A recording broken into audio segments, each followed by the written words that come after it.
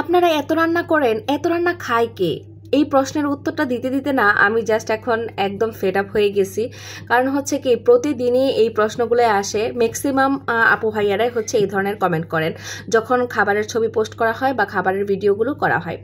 আসসালামু আলাইকুম, ওয়েলকাম করছি আরও একটি ব্লগ ভিডিওতে। কেমন আছেন সবাই? আশা করি সকলে ভালো আছেন। আলহামদুলিল্লাহ আমিও ভালো আছি। টুকিটাকি দৈনন্দিন কাজকর্ম এবং বাজার গোছানো সব মিলিয়ে একটা সুন্দর ব্লগ আপনাদের সাথে শেয়ার করতে যাচ্ছি। না টেনে সম্পূর্ণ ভিডিওটি দেখে নেবেন, আর যাদের কাছে ভালো লাগবে না অবশ্যই স্কিপ করে চলে যাবেন। অনেকেই আমাকে বলেছেন যে আপু বাহিরে নাস্তা খাওয়া ভালো না। আসলে জানি নাস্তা খাওয়া ভালো না, কিন্তু একটু অসুস্থ ছিলাম, সেই জন্য আসলে বাহিরে নাস্তা কয়েকদিন কন্টিনিউ করা হয়েছে। তো যাই হোক, এখন চেষ্টা করব বাসায় আসলে নাস্তাগুলো করার জন্য।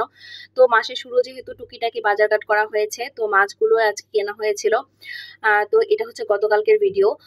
আর এখানে আমরা বড় সাইজের একটা মাছ কিনে নিয়ে এসেছি বাসায়। খুব শখ হয়েছিল যে দুইজনে মিলে মাছটা কাটবো। তো আপনাদের ভাইয়াও পারে না, আমিও পারি না, তো সে আমাকে একটু ছোট ছোট পিস করে দিয়েছে। তার পরবর্তীতে রেগুলার কাট যেগুলো করা সেগুলো আমি করেছি, কারণ আমরা দুজনেই মাছ কাটতে পারি না। তো অনেক ট্রাই করার পর হচ্ছে আমি মাছটা কেটেছি। খুবই ভালো লেগেছে, কারণ বাসায় এসে মাছ কাটতে পারলে না মানে নিজের মনের মতো করে কাটা যায়। আমি বড় ছোট সব রকমের পিস করে করেছি, কারণ হচ্ছে দোকানিদের কাছে কাটতে দিলে দেখা যায় কি, তারা হয় সব বড় পিস করে ফেলে, না হয় সব ছোট পিস করে ফেলে। পছন্দ মতো কাটা যায় না, সেই জন্য কিন্তু আমি আমার পছন্দ মতো কেটে নিয়েছি। আর সামান্য ডিম ছিল, সেগুলো সব প্রসেস করে ধুয়ে মুছে তারপর রেখে দিয়েছি ফ্রিজে। তো আর এইদিকে হচ্ছে আমি ব্যস্তময় দিনগুলোতে একটু হালকা পাতলায় রান্না করার চেষ্টা করি। তো মসুর ডাল ছিল আমাদের দুপুরের খাবারে, হালকা পাতলা একদমই খাবার। আর হচ্ছে পাঙ্গাস মাছ ভাজি, আর এইদিকে করেছিলাম কচুর ভর্তা। পঞ্চমুখী যে কচুটা আছে ওই কচুটার ভর্তা আপনাদের ভাইয়ার খুবই পছন্দ। এগুলি আসলে শেয়ার করতে পারলাম না, কারণ অনেক বেশি ব্যস্ত সময় ছিল। কারণ বাজার করলে, বাজার গোছাতে গেলে অনেক সময় পার হয়ে যায়, আর ছেলের স্কুল এটা তো আছেই। সেই জন্য কিন্তু দেখা যায় কি যে আমি মানে খুব বেশি শেয়ার করতে পারলাম না। আর বিকেলের একটা নাস্তা আপনাদের সাথে শেয়ার করি, সেটা হচ্ছে ছোলার রেসিপি।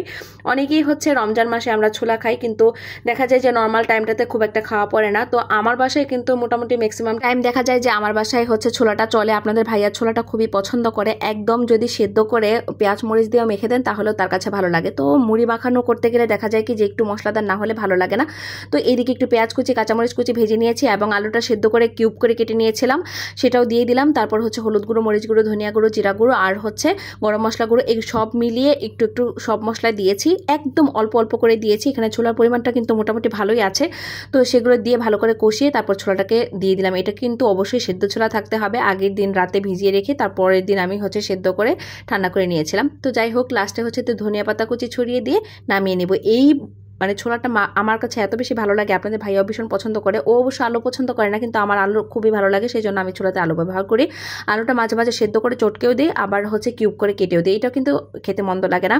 তো যাই হোক, একটু শশা কুচি দিয়ে ছড়িয়ে নিয়েছিলাম এবং হচ্ছে পরে ভাবলাম যে মুড়ি মাখানো করি। আপনাদের ভাইয়া বলছিল যে ছোলা করেছে, তাহলে একটু মুড়ি মাখাই, সন্ধ্যার সময় একটু নাস্তা করা যাবে। তো সেই জন্য কিন্তু মুড়ি মাখানোটা করে নিয়েছি চানাচুর আর হচ্ছে ছোলা দিয়ে, শশা আর এইদিকে ধনিয়া পাতা কুচি, আদা কুচি, লেবু কুচি, এই সব কিছু মিলিয়ে কিন্তু মুড়ি মাখানোটা করেছিলাম। তো এই মুড়ি মাখানোটা আমার বাসায় খুব চলে সন্ধ্যার সময়, যদি অন্য কোনো কিছু আমার করতে ইচ্ছে না করে, সেজন্য কিন্তু খুব সিম্পলের মধ্যে এই মুড়ি মাখানো আর চা খেয়ে সন্ধ্যা নাস্তাটা করে ফেলি। আর রাতের বেলাও দেখা যায় যে সেদিন আর খাওয়া পড়ে না, কারণ মুড়ি মাখানোটা খেলে না অনেক বেশি ভালো লাগে। তো মুড়ি মাখানো কে কে পছন্দ করেন অবশ্যই কমেন্ট করতে ভুলবেন না। যে রমজান ছাড়াও হচ্ছে নর্মাল যে আমরা সাধারণ জীবনযাপন করি, সারা বছর যে টাইমটা চলে, সেটাতে মুড়ি মাখানো কে কে খান এভাবে অবশ্যই কমেন্ট করে জানাবেন। তো ভালো থাকবেন, আজকের মতো এই পর্যন্ত। আল্লাহ হাফেজ।